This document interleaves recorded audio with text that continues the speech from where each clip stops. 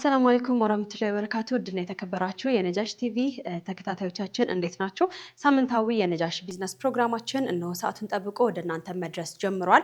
በነጃሽ ቢዝነስ ፕሮግራማችን አጫጭርና ወቅታዊ የቢዝነስ መረጃዎችን እያደረስናችሁ በጉብኝት ሰዓታችን ደግሞ የተለያዩ የቢዝነስ ተቋማት እየሄድን የተለያዩ የቢዝነስ ሀሳቦችን ወደ እናንተ እያደረስን ነው የምንገኘው።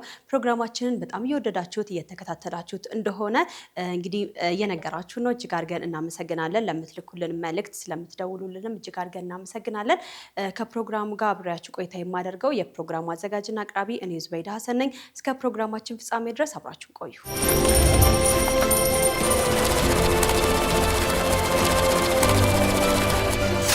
ቀዳሚ ያደረግነው መሰናዷችን አጫጭርና ወቅታዊ የቢዝነስ መረጃዎቻችንን ነው። ቀዳሚ የምናደርገው ከሀገር ውስጥ የቢዝነስ መረጃችን ነው።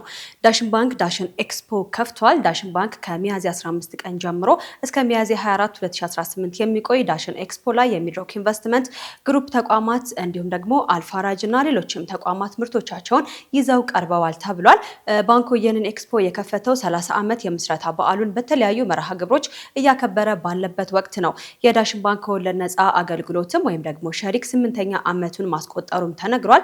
በዳሽን ኤክስፖ የዳሽን ሸሪክ ጉልህ ሚናዎች የሚያሳዩ ስራዎችም ይቀርባሉ ተብሎ ይጠበቃል። ዳሽን ባንክ ከ30 ዓመት በፊት በ11 ባለራዕዮች የተመሰረተ ተቋም ነው። በአሁኑ ወቅት ደግሞ በመላው ሀገሪቱ ከ900 በላይ ቅርንጫፎችን በመክፈት ከ8 ሚሊዮን በላይ ደንበኞችን ማፍራት የቻለ ባንክ ነው።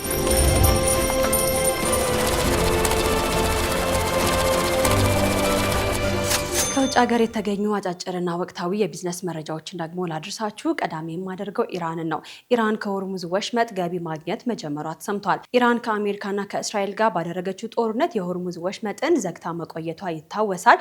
የባህር ወሽመጡን እንግዲህ በሙሉ አቅሙ በኢራን ቁጥጥር ስር መሆኑም የሚታወቅ ነው። ስለሆነም ኢራን የሆርሙዝ ወሽመጥን የሚጠቀሙ የትኛውም ሀገር መርከቦች ክፍያ እንዲከፍሉ በፓርላማ ውሳኔ ማስተላለፏም ይታወሳል። የኢራን ፓርላማ አባል የሆኑት አላዲን ቦርጅዲን ጨምሮ ምንጮች እንደገለጹት አንዳንድ መርከቦች ወደ $2 ሚሊዮን ያህል ክፍያ እየከፈሉ ይገኛሉ ብለዋል። ክፍያው እንግዲህ እንደ ቻይና ዩዋን ባሉ ምንዛሬዎች ወይም ደግሞ በክሪፕቶ ምንዛሬ ገቢ ተደርጓል የተባለው የሆርሙዝ የባህር ወሽመጥ የሚያልፉ መርከቦች እያንዳንዳቸው ወደ $2 ሚሊዮን ያህል ይከፍላሉ ቢባልም ነገር ግን በጭነቱ አይነት መጠንና በመርከቡ የሚታየው አደጋ ላይ በመመስረት የዋጋ ልዩነቱ ሊኖር እንደሚችል ዘገባዎች ተነግረዋል። የኢራን ባለስልጣናት ከሆርሙዝ የመጀመሪያውን ገቢ መሰብሰባቸውን ቢገልጹም አጠቃላይ ድምሩ መጠን ግን ምን ያህል ነው የሚለውን እስካሁን አልተናገሩም ተብሏል። ሪፖርቶቹ ቢያንስ 26 መርከቦች ከአዲሱ ክፍያ ስርዓት ጋር መስተጋብር ፈጥረዋል ብለዋል። ይህንን የኢራንን ውሳኔ አንዳንድ ተንታኞች ቢተቹትም ነገር ግን ኢራን ለጦርነት ያወጣችውን ወጪ እንደ ካሳ እንዲሆንና በባህር መስመሩ ላይ ለመርከቦች ደህንነት ወሳኝ እርምጃ ነውም ተብሎለታል። በአሁኑ ሰዓት በኢራን ቁጥጥር ስር የሚገኘው የሆርሙዝ ወሽመጥ በየቀኑ ወደ 20 ሚሊዮን በርሜል ይተላለፍበታል። በዓለም አቀፍ ደረጃ ደግሞ 20 በመቶ የሚሆነው የነዳጅ ምርት በዚሁ መስመር ላይ ነው የሚተላለፈው።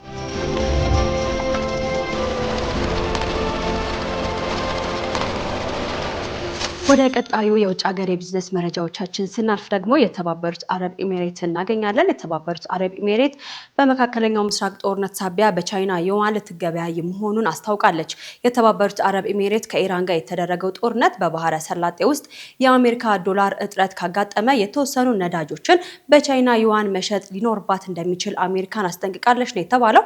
ይህም እርምጃ በፔትሮ ዶላር ሲስተም ላይ ተጽዕኖ ሊኖረው እንደሚችልም ተነግሯል። የባህረ ሰላጤ ሀገራት ብዙውን ጊዜ ነዳጅ የሚሸጡት በአሜሪካ ዶላር መሆኑ ይታወቃል። እንደ ዩኤኢ ያሉ ዋና ዋና የነዳጅ አምራች ኩባንያዎች የቻይና ዩዋንን መጠቀም ከጀመሩ ደግሞ በዓለም አቀፍ የኢነርጂ ገበያዎችና በዓለም አቀፍ ፋይናንስ የዶላር የበላይነት ሊያዳክመው እንደሚችል ዘገባዎች አመላክተዋል። እንደ ዎል ስትሪት ጆርናል ዘገባ ከሆነ የዩኤኢ ማዕከላዊ ባንክ ኃላፊ ባለፈው ሳምንት በዋሽንግተን ዲሲ በተደረገው ስብሰባዎች ላይ ከግምጃ ቤት ዲፓርትመንትና ሪዘርቭ ባለስልጣናት ጋር ስለ ገንዘብ ልውውጥ ሀሳባቸውን ተለዋውጠዋል ተብሏል። በዕለቱም እንግዲህ የኢራን ጦርነት ጥልቅ ኢኮኖሚያዊ ውድቀት አስከትሏል። በዚህም በቀጠናው የአሜሪካ ዶላር እጥረት የሚከሰት ከሆነ ሀገራቸው ለነዳጅ ግብይት የቻይና ዩዋንን እንደምትጠቀም ነው የተናገሩት።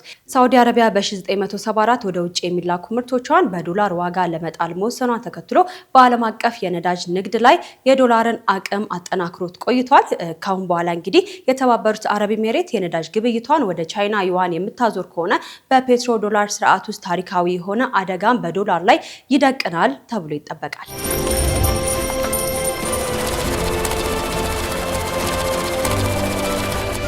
ተመልካቾቻችን አጫጭርና ወቅታዊ የቢዝነስ መረጃዎችን ያደረስኳችሁ ነው የሚገኘው። የመጨረሻ ያደረግነውን የቢዝነስ መረጃ ደግሞ ላድርሳችሁ። የንግድ ቦታዎች ደንበኞችን ለመሳብ የተለያዩ ስራዎችን ሲሰሩ ይስተዋላል። በአቡዳቢ የንግድ ማዕከል ውስጥ ደግሞ ለመሸጥ የግብይት ፓስፖርት መጠየቃቸውን የሸማቾችን ትኩረት ስቧል። የአቡዳቢ ዛይድ አየር ማረፊያ ውስጥ የሚገኝ የገበያ ማዕከል ለበረራ ላልተዘጋጁ ገዢዎች ክፍት ማድረጉን አስታውቋል። በዚህም እንግዲህ ሞል ውስጥ ገብተው መገበያየት ለሚፈልጉ ደንበኞች የግብይት ፓስፖርት መስጠት መጀመሩን የተነገረው። ይህ እርምጃ እንግዲህ የችርቻሮ እንቅስቃሴ ለማሳደግና ተጓዥ ያልሆኑ ደንበኞችን ለመሳብ ያለመ ነውም ተብሏል። በተጨማሪም እንግዲህ እስከ 200 የአቡዳቢ መገበያያ ገንዘብ ድረስ ለሚሸምቱ ሸማቾች የነፃ የመኪና ማቆሚያ ማመቻቸታቸውም ተነግሯል። ይህም በአየር መንገድ ውስጥ የሚገኘው የገበያ ማዕከል የደንበኞችን ቁጥር በእጅጉ እንዲጨምር ያስችለዋል ነው የተባለው።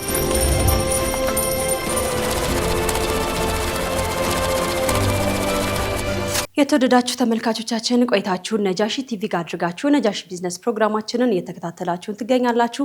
ምርጫችሁን እኛ ስላደረጋችሁ እጅግ አድርገን እናመሰግናለን። ነጃሺ ቢዝነስ ፕሮግራም ጋር አብራችሁ መስራት የምትፈልጉ ተቋማት በሙሉ ከስር ያለው ስልክ ቁጥር መጠቀም እንዳትረሱ ለማለት እንወዳለን። አብራችሁን ስለምትሰሩ ስለምትከታተሉን እጅግ አድርገን እናመሰግናለን። አሁን ደግሞ እንግዲህ ወደ ጉብኝት ሰዓታችን ነው የምናልፈው። በዛሬ የጉብኝት ሰዓታችን ባለፈው ሳምንት ወደ እናንተ ያቀረብንላችሁ ፕሮግራም አለ። በተለይም ደግሞ ከተካፉል ኢንሹራንስ ጋር ተያይዞ ችግሮችን በምን መልኩ እንፍታቸው የሚል ፕሮግራም ተዘጋጅቶ ነበረ። እዛ ፕሮግራም ላይ ተጋብዘን ተገኝተናል። የእሱን ፕሮግራም ክፍል 2 ነው ወደ እናንተ የምናደርሰው። እሱን ተከታትለን እንመለስ።